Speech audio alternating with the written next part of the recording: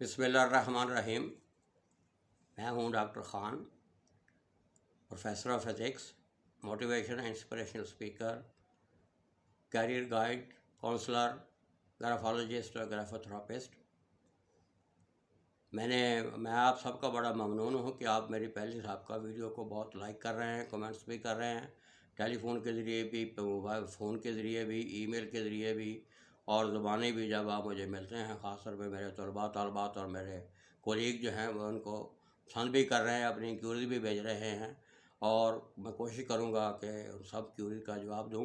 तो nuclear medicine पे पहले मैंने फ़िल्में वीडियो जो बनाई हैं उनको बड़ी पजीराई हुई है, क्योंकि अल्लाह ताला का बड़ा करम है कि मैं इसमें रिकॉर्ड होल्डर हूँ टॉमोलॉजी मिशन का और मेरे बेसिक कंसेप्ट जो हैं लोग उनको बड़ा पसंद करते हैं। तो बच्चों ने ये बड़ी इनकी फरमाइश आई है कि न्यूक्लियर मेडिसिन सर वो जो है वो होती क्या है, फिज़िक्स कैसे क्या ताल्लुक है और ये कैसे काम करती है, इस पर भी बेसिक आइडियाज़ के मतलब जो है एक वीडियो बनाऊं। तो आज मैं इंशाल्लाह उस पर बात करूंगा कि न्यूक्लियर मेडिसिन या मेडिकल फिज़िक्स क्या है, जिसको मैं हेल्थ एंड मेडिकल फिज़िक्स कहता हूं। और इसमें जो मेडिसिन एक्चुअली होती है उसको हम कहते हैं रेडियो फार्मास्यूटिकल्स। इसमें दो इसके पोर्शन होते हैं, एक रेडियो से मुराद रेडिएशन वाला पोर्शन यानी रेडियो आइसोटोप्स, और दूसरा फार्मास्यूटिकल। दोनों को मिला के जो मेडिसिन बनती है उसको हम रेडियो फार्मास्यूटिकल या न्यूक्लियर मेडिसिन कहते हैं। तो बेसिकली मेडिकल फिज़िक्स है क्या, क्योंकि इसमें दो चीज़ें, दो लफ्ज़ आ रहे हैं।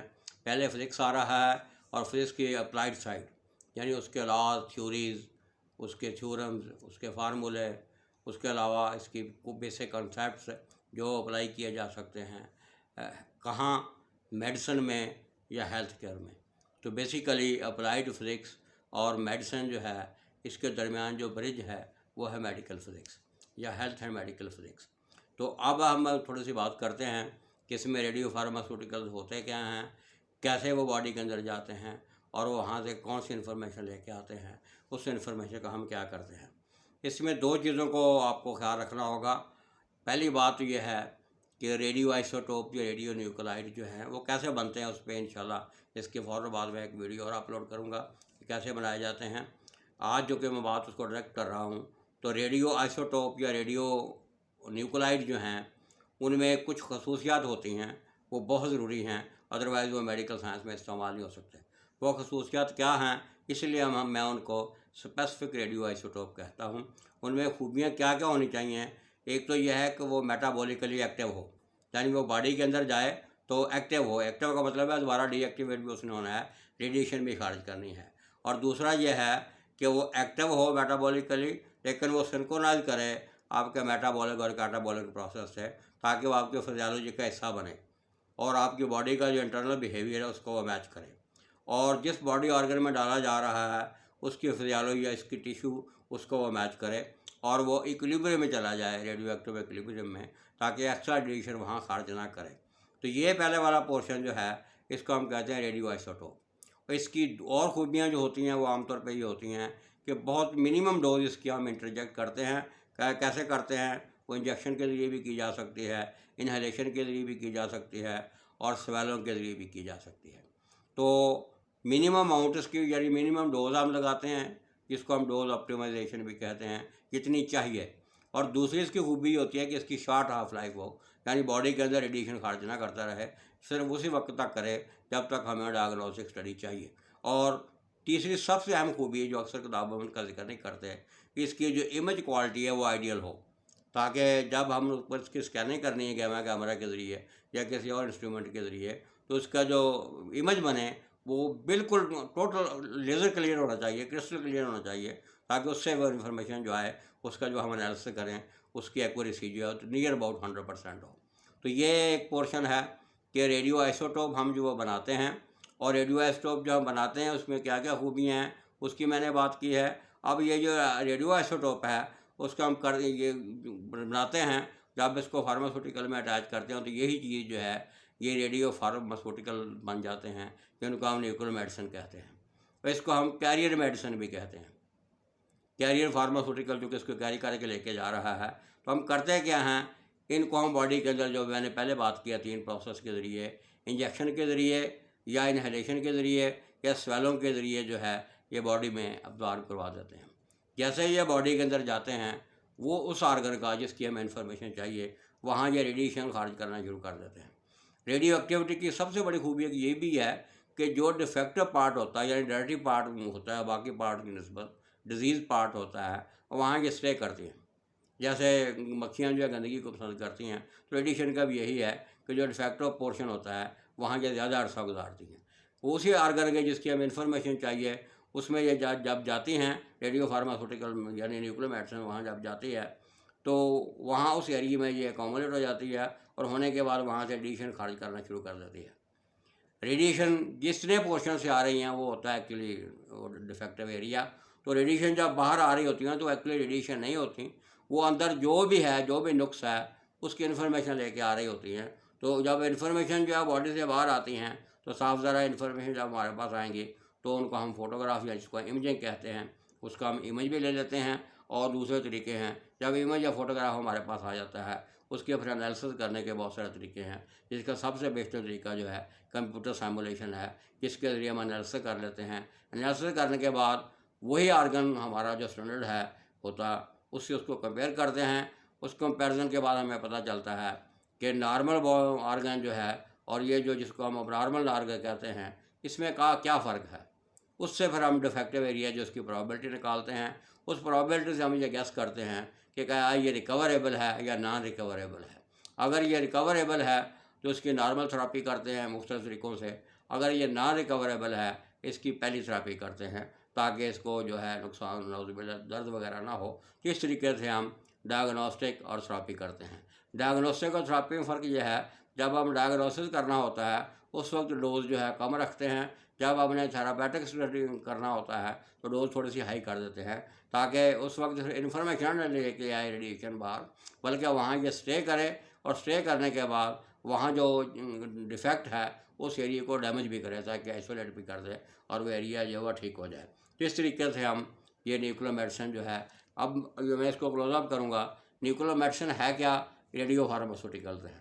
और मेडिकल फिजिक्स क्या है या हेल्थ एंड मेडिकल फिजिक्स क्या है, ये अप्लाइड फिजिक्स और मेडिसिन को मिला के जो चीज़ बनती है उसको मेडिकल फिजिक्स या हेल्थ एंड मेडिकल फिजिक्स कहते हैं। अब थोड़ी सी बातें जो हैं उन्होंने कहा था ये भी करनी है, इससे किसका स्कोप क्या है और स्कोप के अलावा इसके एक्टिव एरियाज़ क्या हैं 2-4 जहाँ लोगों को नौकरी मिल सकती है उसकी मैं बात करता हूँ। यहाँ एक कंसेप्ट क्लियर करना बहुत ज़रूरी है कि जो हम पढ़ाते हैं क्लासेस वगैरह में वहाँ सिर्फ हम हाफ़ लाइफ या एवरेज लाइफ की बात करते हैं। यहाँ हाफ़ लाइफ एक नहीं 3 किस्म की हाफ़ लाइफ आ जाती है। एक तो हाफ़ लाइफ रेडियो एक्टिविटी की जैसे हम पढ़ाते हैं वही होती है। दूसरी जब बॉडी के अंदर ये जाता है तो बॉडी के अंदर जाके इसका जो डिके करना है उसकी भी वही डेफिनेशन तकरीबन वही है, उसको हम कहते हैं बायोलॉजिकली हाफ़ लाइफ। और तीसरी हाफ़ लाइफ जो इन दोनों को मिला के बनती है उसको हम कहते हैं इफेक्टिव हाफ़ लाइफ। ये जब मेडिकल साइंस में हम बात करेंगे तो वहाँ जब हम हाफ़ लाइफ की बात करेंगे तो उससे मुराद होगी इफेक्टिव हाफ़ लाइफ। इसका सादा फार्मूला अगर आपने लिटरेचर में देखना हो या किताबों में पढ़ना हो तो वो होता है TE = TP × TB divided by TP + TB। तो यहाँ TE जो है E stands for effective half life और TP जो है P stands for physical half life और B जो है B stands for biological half life.